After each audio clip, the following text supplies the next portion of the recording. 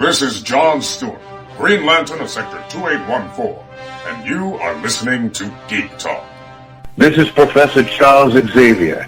There are more powerful mutants out there, but they're listening to Geek Talk. What's up, everybody? It's Brad Hawkins, Ryan Steele from VR Troopers. We are VR, and you're tuned in to Geek Talk. This is Dr. Egghead. How am I supposed to conquer the world and build the Eggman Empire if they're always listening to Geek Talk? Hedgehog! This is the Didact. Humanity's imprisonment is a kindness, but not while listening to Geek Talk. This is Ryu from Wreck-It Ralph, and you're listening to Geek Talk. Hadouken! This is Marek Ishtar. Let the shadow game begin. You're listening to Geek Talk. This is Juno Eclipse. I've got a bad feeling about this, but you're listening to Geek Talk. This is Commodore Don Krieg of One Piece. Don't ever defy me. Listen to Geek Talk. That is an order. This is Lion-O, and you're listening to Geek Talk. Thunder, thunder, thunder, Thundercats. Ho! Hey, it's James Arnold Taylor, the voice of Obi-Wan Kenobi. I'm Master Plo Koon, and I sense the Force is strong with Geek Talk. Master Plo, do you talk geek? Koto-ya, Obi-Wan. Koto-ya. Oh, Koto-ya indeed. Now, if anybody else can figure out what he's talking about, let's listen to Geek Talk.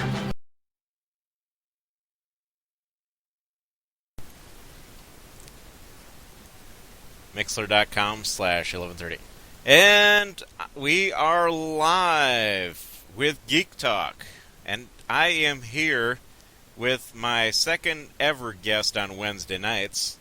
I got Eric Walker, who is known for being Mace on the movie Ewok Adventures, on the first and second one. How are we tonight, Eric?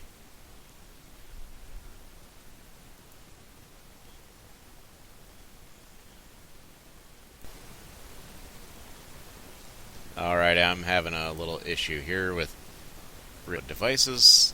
Okay, there we go.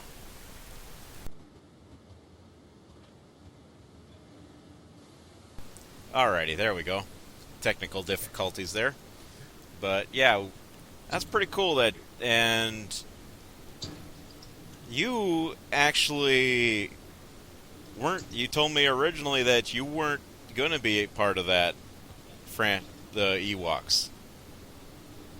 Well, I wasn't going to be in the second one. They actually had killed my character off in the Battle for Endor. Ewoks Battle for Endor. Yep.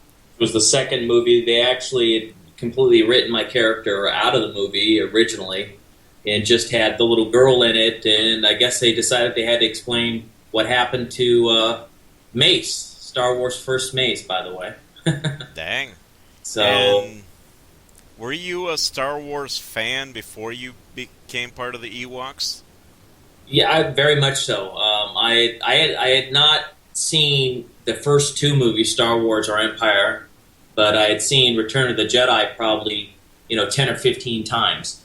Just like any kid, I was excited about the movie and, went to the theater and saw it over and over and over the summer it came out in 1983. So, nice. Yeah, I could say I was a big fan, sure. So, were you a fan of any other franchises before that, or like Star Trek or anything like that? I like Star Trek too. I'm not a Trekkie or anything like that, but I enjoy watching Star Trek. And when I was even younger, they had a show on called Space 1999. I don't know if you remember that. Yes, show. I do remember briefly. In fact, I actually had one of the actresses who was actually part of that on Geek Talk, Pam Rose. Oh, awesome. Awesome. Yeah, that was I loved that show. I used to watch that in reruns and, just anything sci-fi. I pretty much loved sci-fi movies. So you can kind of call yourself a geek like the rest of us. Sure, why not? Absolutely. So, what was it like to play alongside of like Warwick Davis and all that? Well, Warwick and I were around the same age when we did the Caravan of Courage, the Ewok movie. We both were 14 years old, and yeah, it was great. It was a great experience. I learned some stuff from him, because he was the veteran, and because he had worked on Jedi a couple years before that. Of course, it came out the year before, but they filmed it sooner than that. I guess they filmed it up in around Crescent City, and he just shared with me some stories from working on that movie set, like which at the time people didn't know. I guess it's more well known now. He almost didn't even play Wicket originally. Wicket was supposed to be played by Anthony Daniels. Oh, he was supposed to be played by Anthony Daniels. Correct, and he got sick. But because he got sick, Warwick kind of filled in, and the rest is movie history. So that's pretty cool information. Yeah, we didn't know. So, how did you get chosen to do Mace? Well, I went on an audition down here in across the street from Universal Studios. There was a nice brick building called the Egg Factory. It's no longer there now. The subway is over there now. But I went on a general audition. My agent told me I wasn't even going to be reading for anything. I was just meeting the producers, and it was for a 1-hour TV movie, like an after-school special. I didn't know what it was. It was very mysterious. And so I said, sure. And I went out on the audition thinking I dressed casual. I thought it was a guy. They said the character was for a tough kid that was kind of like a bully.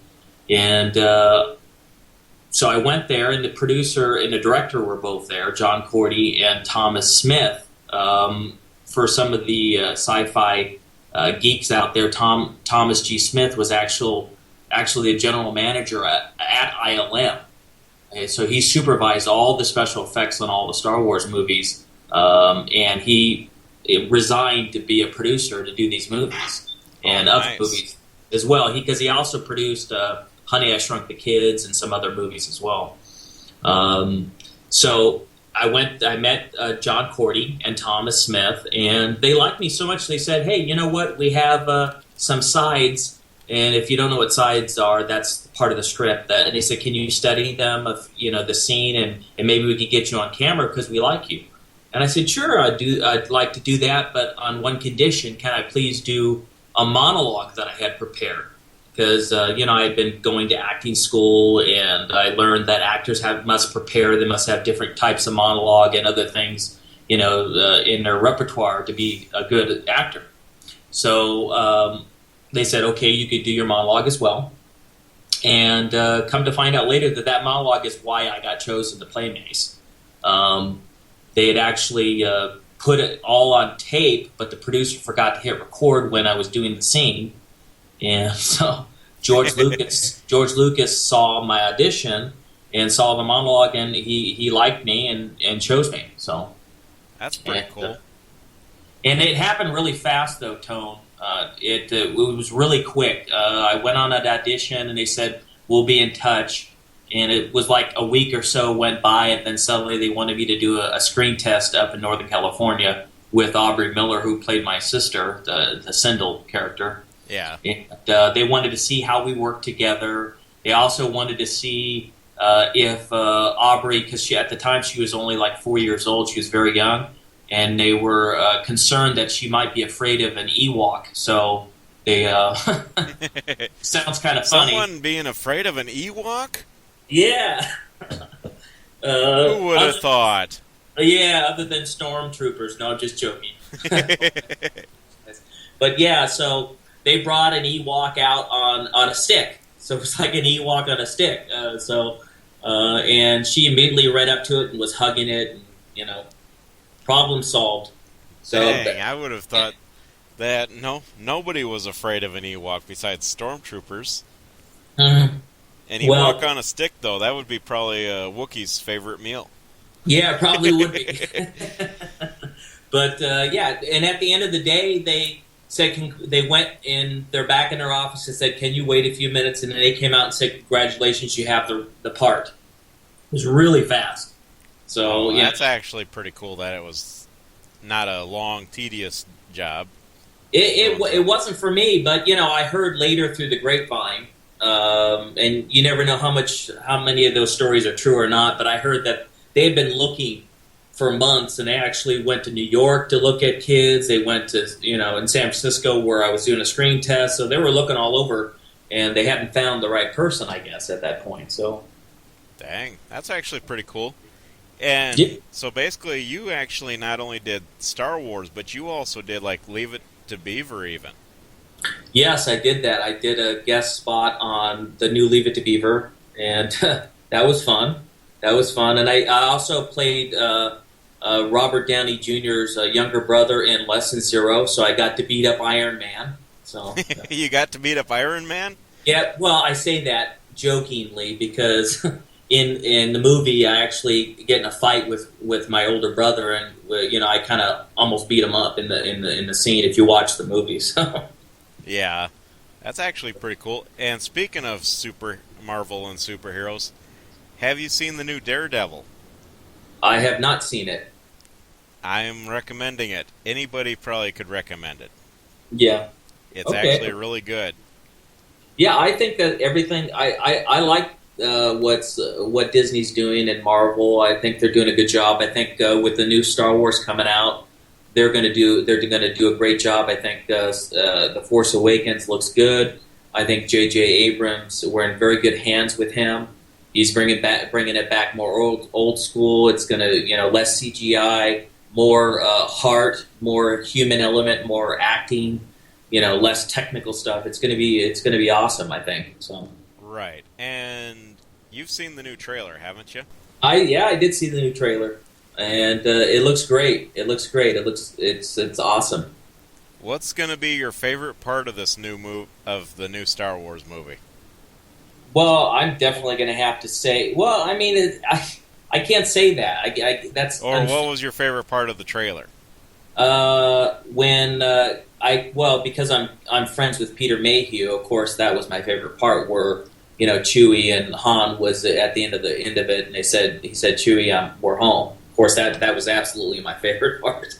But I know Peter and Angie, and I'm good friends with them, and I also help support the Peter Mayhew Foundation as well. So, I donate, and when I go to conventions, other than expenses, I basically donate all my money to either nonprofit organizations and I did a charity recently with his organization as well. So, right, and not only have you been an actor, but you've also been a musician.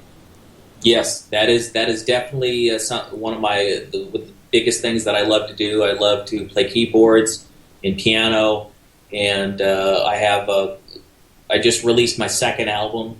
My first album did, pretty good. It was my first album is Tangier Dream, and it was released about 3 or 4 years ago, and it did so well. I was able to do a second album, so I'm very grateful.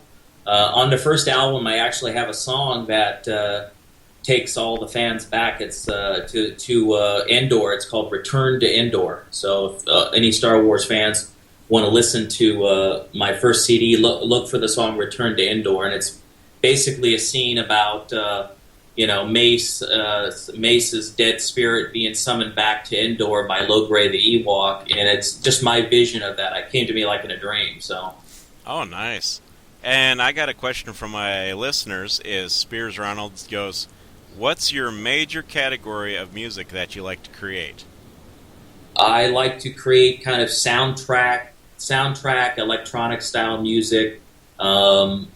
To name a few of my mentors, Tangerine. I'm a big fan of Tangerine Dream, Jean-Michel Jarre, Kitaro, Vangelis, kind of like that style. So awesome.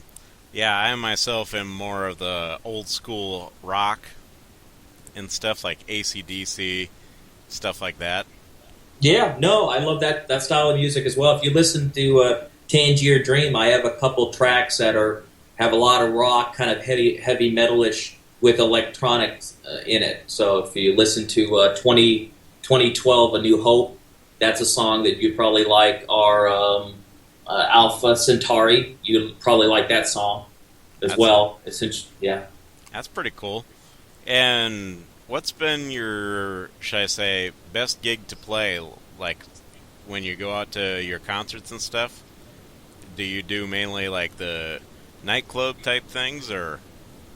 Well, I haven't taken anything on the road and done live performances. I haven't had, with the way the new digital age is, everything's done on iTunes and on YouTube and stuff like that. So that's where you'll find my stuff. I haven't really, went out and done live performances. Although I'd like to do that in the future, maybe team up with, 2 or 3 other pioneers in an electronic arena and maybe do a full concert. So, oh, that's pretty cool.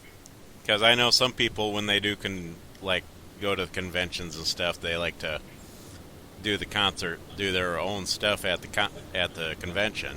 That's a good idea, actually. I had someone ask me that at one other convention I was at, and I think I'll talk to some promoters about it in the future. Maybe I could do, because they always have those Q&A sessions. Maybe I could do a live performance at one of the Q&A sessions as well. Yeah, that's a good idea. I mean, I myself am looking to hit a concert here when I'm going to Anna Minneapolis a week from Friday, and there's a couple people doing their stuff there. Cool. So, and basically, you also, from what you told me, you got a new book coming out. Yes, I do. I have a book coming out that kind of chronicles my adventures in the Star Wars, universe. It's called "Growing Up in a Galaxy Far, Far Away." So, wow, that's pretty cool. Yeah, it's kind of a play on words. I didn't really, grow up there, but I was a kid, so it's kind of a play on words. But it's a really good behind the scenes, book. It details how we shot the movie. All the major, it's really detailed. So it's really a behind the scenes look. So fans will really love the book. And because they'll get to see and hear stories that they never heard, that's that. I think I wrote that because it's important for the fans to actually get a glimpse of how hard it is to make a movie, also how great it is as well. So basically, you kind of based it off your career doing the kids stuff.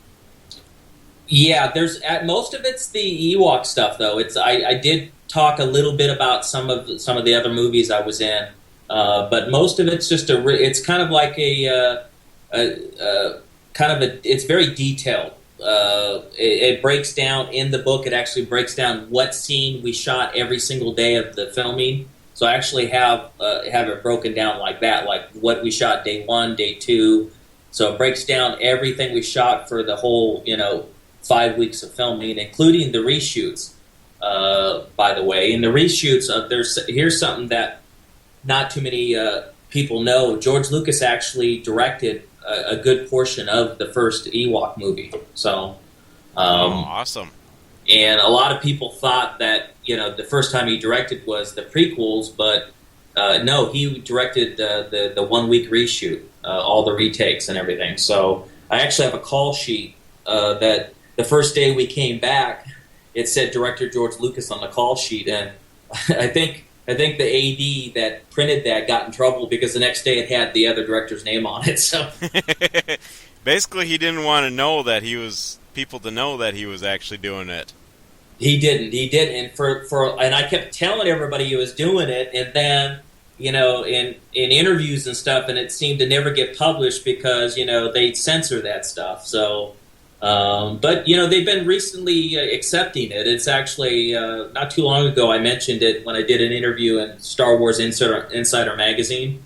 Okay. And, when they did an article on it called "Return to Endor," and it's and I mentioned it in there, and they actually got past the Lucasfilm censors. I guess now it doesn't matter. It's been so long. In fact, we just celebrated our 30th anniversary. I can't believe it's been 30 years since we did those movies. So. Yeah, and like I said, is my son's mom. She's actually got both the sets of both DVDs of that and all that, and she just likes. I don't know why she says that she thinks that it's weird to like the Ewoks. So they're good movies. They're really good, family oriented. They're good movies for children. You got to take them for what they were made for. These were television. For a television movie, they're outstanding. And from what I hear from most fans, they even say they're better than the prequels. But hey. they are what they are, and you know, they were filmed for television, and you know, right. He was doing these movies, you know, because his daughter Amanda, you know, liked the Ewoks so much from Return of the Jedi, he wanted to do the movies for her, basically, for his child. So, okay, so it was kind of based for the kids then. Absolutely, and Amanda was about Aubrey's age, and after the first movie, Aubrey became his daughter's hero. So he wanted this. He wanted to center. That's why in the second movie it centers around the little girl. And I think he was watching the movie Heidi, and so that's kind of why she became an orphan, and then was, you know, the Wilford Brimley character and stuff like that happened. So. And I got another question. Spears Ronald says, "Will the book that you get, your book, be international? Like, yes, can he get it as a physical book? Yes, in he Sweden? will. Okay. Get it. Yes, he will. Yes. Okay, that's pretty cool. And I noticed when Mace was in the movie that he was wearing like a rebel uniform in the second one, I believe. Like an X-wing pilot uniform. Yeah, he had an orange flight suit that he wore. Yeah, and both of them actually. It was the same uniform, I believe. I don't know for sure if it was. It seemed like they were the same uniform, but I grew quite a bit, so it might have been a different one. So yeah, I was like sitting there like, that's an X-wing fighter uniform almost. It is. In fact, I think it was. I think I remember the costume designer saying that it's exactly what you said it was. So that's actually pretty cool. So do you attend the conventions quite a bit then? I don't do them that much because I'm busy focusing on my work and my music and other stuff I'm doing. But I do occasionally attend a convention when I'm asked to attend one. But no, I don't do the conventions very often. But I've been to a few, mainly overseas, because these movies overseas, like that person from Sweden, by the way, hi, nice to meet you.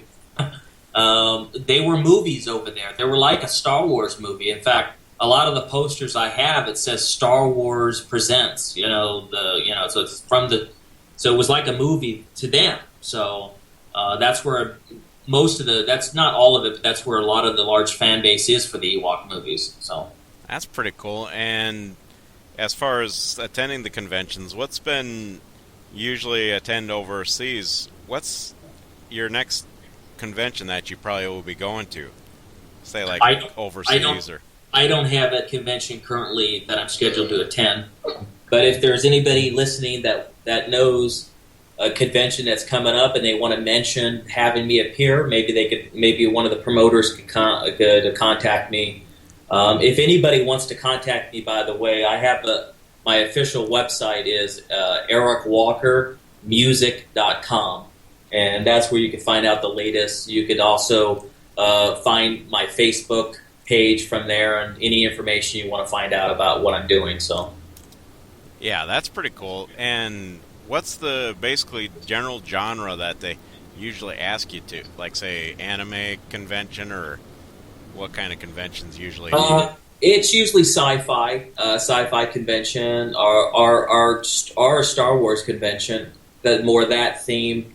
I've done a few, like I did, I think it was Jedi Con in England, and I did another convention in Hamburg, Germany. So I've done a few overseas. I did one in the Netherlands many, many years ago, in the early 2000s. So most recently, I was at a convention in Knoxville, Tennessee. I was at Fanboy Expo.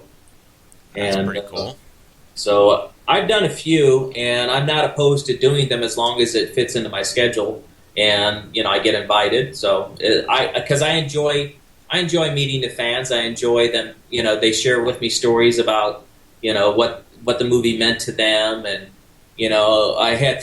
I have this, and sometimes we become friends. Even I have this friend that lives in the East Coast, and he shares with me about how sometimes on the weekend they'll play Star Wars games, and he's telling me how his son wants to be Mace, and he picked to play. He wanted to play Mace Tawani, and he did. And another one picked to play Luke. And people like to play story games and stuff like that. So that's always fun to hear. So right. So basically, when you have gone to the conventions, what's been the strangest thing or oddest thing to have to sign for people?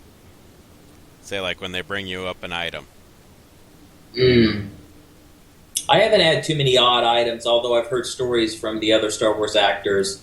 I think sometimes when they ask you to sign some sort of a body part, that's kind of weird.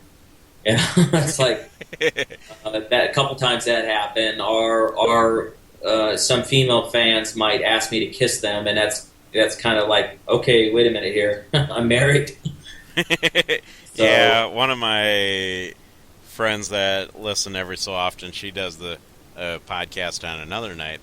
She was gonna wanted Ray Park to give her a kiss. I'm like, maybe he'll do it on the cheek. Right. And in fact, one of the conventions I did, I sat right next to Ray Park. Actually, he's a great guy. Actually, yeah, that's pretty cool. He's actually one of my. I have basically I call it my Star Wars autograph wall. Right. He's one of the missing autographs on that wall. Okay. So, I have to remember that if I see him again at a convention. Yeah, I'm a big, huge Star Wars fan, and I've been so since I was a kid. I'm 37 years old, so. And okay. You also, I guess, Spears Ronald said that you actually have a YouTube channel too. I do have a YouTube channel. I have where you could watch some of the music videos from the first album that I came up with. And I also have a making of like a short version of it, because when we did the first Ewok movie, Warwick Davis and I actually walked around with video cameras, and we were doing like a documentary, like a making of documentary, which was pretty cool. We were doing it as a school project. Oh, nice. And I went ahead, not too long ago, I went ahead and released, a very quick trailer for that, like a sneak peek at it. So if you guys go to my YouTube channel, you could get that off my website, ericwalkermusic.com, or if you want to search for it on YouTube, you could go directly that way. So. Okay. And say for me, I know I've ordered off your website an autographed photo. You actually have autographed photos for sale on your website, even. Yeah, besides probably your albums.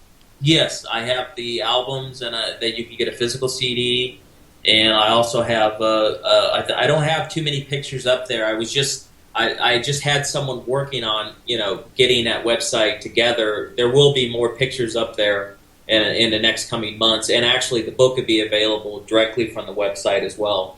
But it's also, you could get it from Amazon or BarnesandNoble.com and stuff like that. So it'll be available everywhere. But yeah, you could get. I'm going to add some more photos. There isn't that many up there, but we do have a lot of cool photos from the movie for sure. So. Oh, that's pretty cool. So, are you a actual like Star Wars figure collector, or as far as being a Star Wars fan? I have a bunch of Star Wars stuff that George Lucas sent me. But other than that, I can't say that I'm a collector. Ah. Yeah, I have a lot of Star Wars stuff because, for when I did the movie for like the next several years, George Lucas would send me Christmas presents. So, and that was cool. So do you still hear from George Lucas every so often?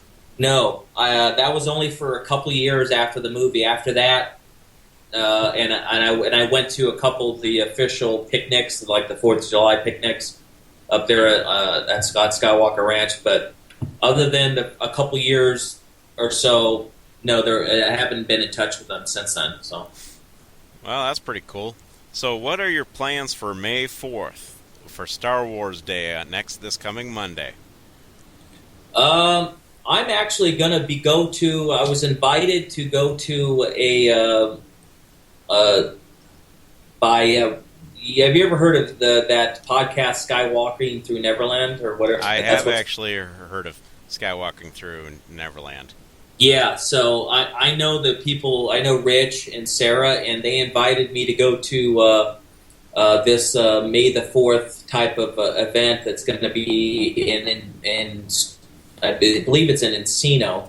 So I'm going to go there and you know, I think they're going to have comedy and they're going to have Star Wars stuff there, and so I'm going to actually be appearing there. If anybody's in Southern California and you want to come and meet me, you could go to that event.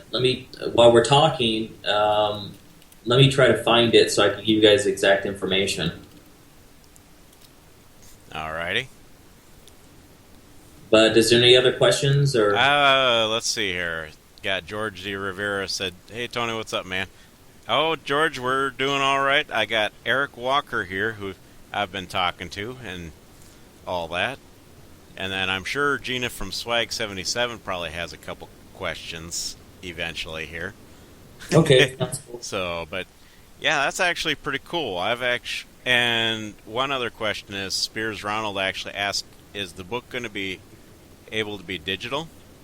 Yes, there will be an ebook version, yes, and a Kindle version as well. So yeah, the answer is yes, it will. And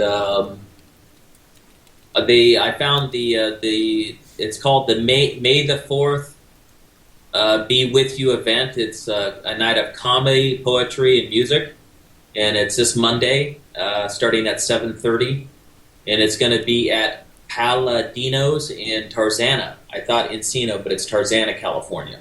Okay, I've heard of Tarzana, California. In fact, I've actually been talking to possibly some people there. So, do you know why it's called Tarzana? Not off the top of my head. Because Edgar Rice Burroughs lived in Tarzana. Oh, that's pretty cool. He had an estate here, and he owned most of Tarzana, so they named it after him. So that's actually really cool that he actually named it after that. So, but that's actually really good that you get to go to something like that. Yeah, I was invited, and I might as well go have fun, have a drink, and have a time. So, well, for me, I'm going to be a week from this Friday. I get to go to what's called Minneapolis. It's an anime convention. Okay. And have you ever been to Minneapolis or Minnesota area? I have not. I've just kind of flown by you guys.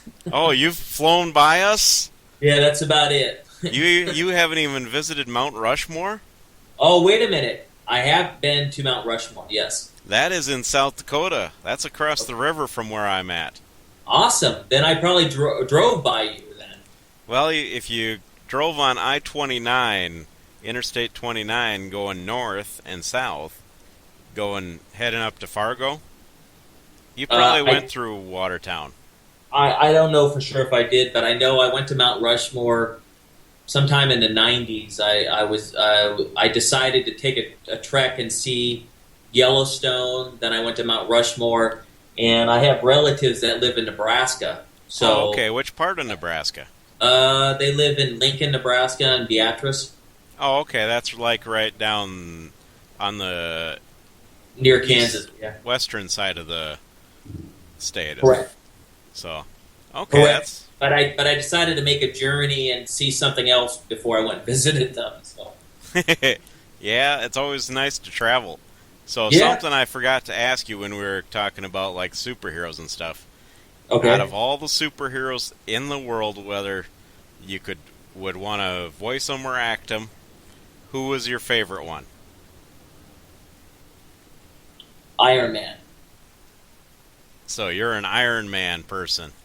Yeah, I'm a very intellectual type of guy, into, very technical oriented. So yeah, I'm more that. If you had to describe me as a person, that would be the closest superhero to me. So. Oh, that's pretty cool. Yeah, I'm more of the Captain America. Okay, that's awesome too. Everybody wants to be Captain America, but I chose Iron Man because that's the closest to the character of who I am as a person. But yeah, I mean, who wouldn't want to be Captain America? Okay, we got a couple questions in the chat here. is Spears Ronald goes, I already know where you live in the U.S. He lives in California. And where do you like to live? Where would you like to live, I think? I've been a lot of places. I've been fortunate that I've traveled quite a bit. But you know what? I always come back home to California. And I hate to say it, but there's a reason why people live in California. I don't like the traffic, and I don't like certain things about California. I hate things about California, but every time I leave and I come back home, I feel like everybody out there probably has felt this when you go on a trip and you come home. It's like, oh, I'm home. It feels good to be home. I would, other than California, I would probably want to live somewhere in Asia. Probably, in my wife's country, in Vietnam. I wouldn't mind living there. My only problem with Vietnam is it's way too hot. Yeah. So I got another question from Gina from Swag77. Is how do you like managing your Star Wars on social media? How do I like managing it? Yeah. I actually don't like, honestly, I don't like social media. I only like it because it connects me to the fans. Otherwise, I wouldn't even have a Facebook page had I not enjoyed connecting to the fans.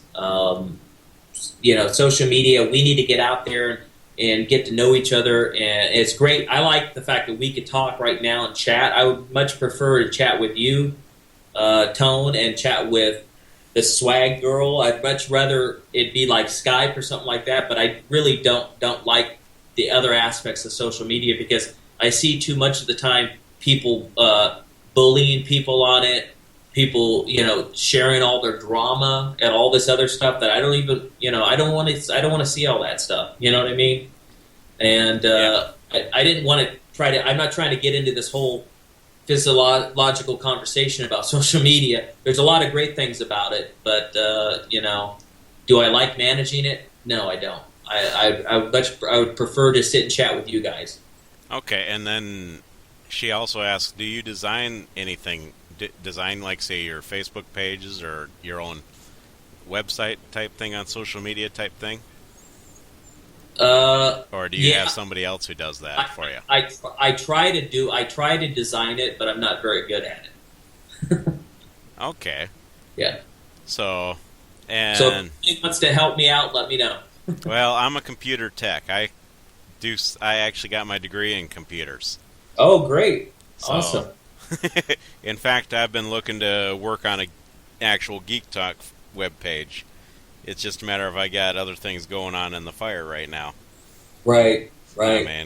But yeah, I enjoy I'm like you. I enjoy talking on the over Skype like this and actually hanging out. And I mean, this is why I kind of made Geek Talk, is because we're all geeks and we like. I mean, everybody likes to talk. Yeah. No, it's and you know what? Us geeks. We're the in thing now, aren't we? With all the movies coming out, and everybody wants to be like us now, which is great. Well, I think so. But yeah. Otherwise, what is the next album you're coming up with for music? I just had an album that just came out. It's called Universal Delight. And it's available. You could buy it if you want a physical CD. You could get it on my website, Eric Walker Music. If you're going to do .com, if you're doing it the old-fashioned way, that's the old-fashioned way. I was going to say that's not really the new way. The new way is you could go to iTunes, of course, or Amazon, or Google Play. It's available everywhere, basically, for a digital download already, and. It's an interesting album. I spent a lot of time trying to perfect this current album, and there's pieces of it for instance, there's a song on there called China Express, and it's about a train that travels all the way through China, and it actually I I have a lady doing voiceover in it. She's actually a very famous Star Wars actor from the Clone Wars, and I don't give her credit because she was nice enough to do the voice for me. Well, I'm curious to see if any of the fans could figure out who it is. Well, I could probably figure it out, but I mean, there's several. I mean, I've had a couple from the Clone Wars who's actually been on the podcast here. Uh-oh. I've had Barbara Goodson. I've had, I'm thinking on having Padme, her email and Padme. I've had the Tasia Valenza, who was Shakti. Right. So it could be any number of them.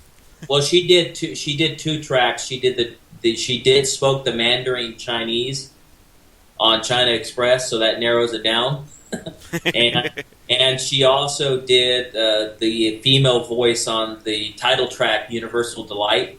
So she sounds like she's a girl who does a voice at the beginning. It says "Welcome to Universal Delight, a place where all your dreams and fantasies come true." So that's her voice too. So. Well, I might have to attempt to get that then.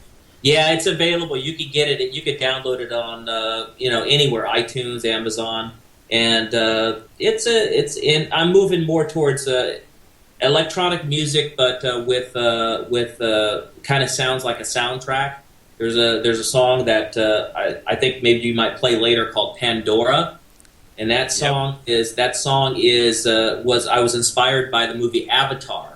So if you listen to the song Pandora, think of the movie Avatar where they're flying on those creatures, and that's kind of inspired that. And then, of course, my lovely, beautiful wife inspires a lot of my music. So there's a couple very sexy, romantic style songs with saxophone playing on it. My good friend and producer Stephen Presley, who plays saxophone, played on those tracks. So there's some cool tracks for that.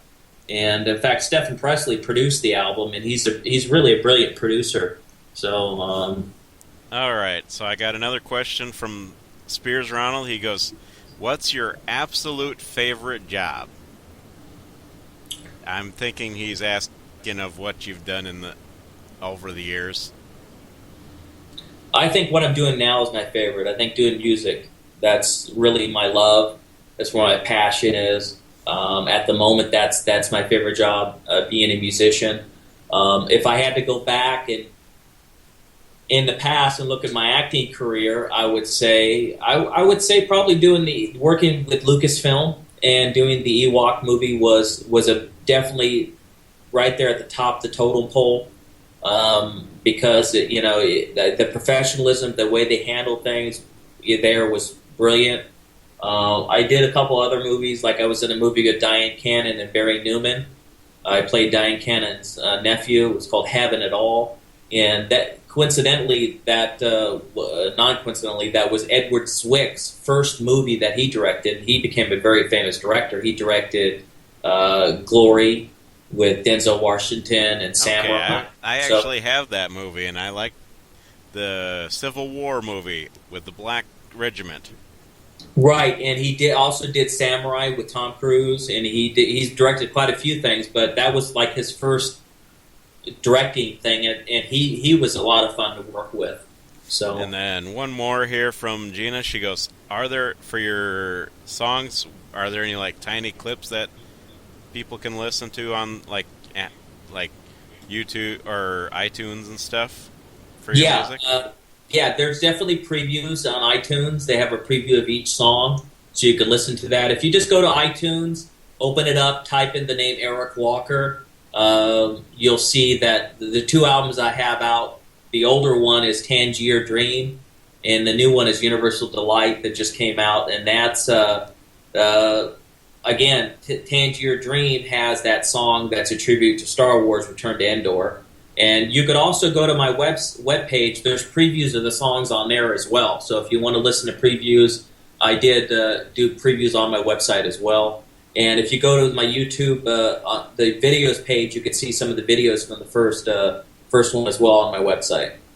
Okay, and something I'm going to ask is, when I buy a CD, could I get it autographed by you? Yes, you could get an autograph. I would need you to put a comment in the notes that you would like it autographed, so I have permission to open it, because the CDs are all shrink wrapped. They're professionally made, so I'd have to actually open the CD to autograph it. So make sure if anybody wants an autograph on a CD, that make a note that you want an autograph on it. Okay. Well, that I think we'll wrap it up for today on that. And thanks for coming today, Eric. It was my pleasure, man. You're a lot of fun. This was very casual. It was cool. You got a great podcast. Well, I thank you. I like to do things like have fun with it. I mean, I prefer to make it casual. There you go. Because it's makes for a good interview and makes it where we can just chat and get to know each other. That's true. That's the best way. So, alrighty. Well, you have yourself a good night, and may the Force be with you, and happy Star Wars Day next Monday. Yeah. Yes. Amen. And the Force is with us always. And powerful it is. Mm-hmm. It is.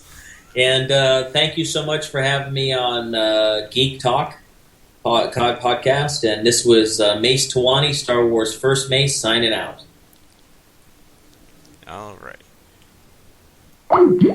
Alrighty. It was Eric Walker who was Mace in the Ewoks. So, he had a lot of information that I didn't even know. So, and I will be working on downloading his song. Yeah,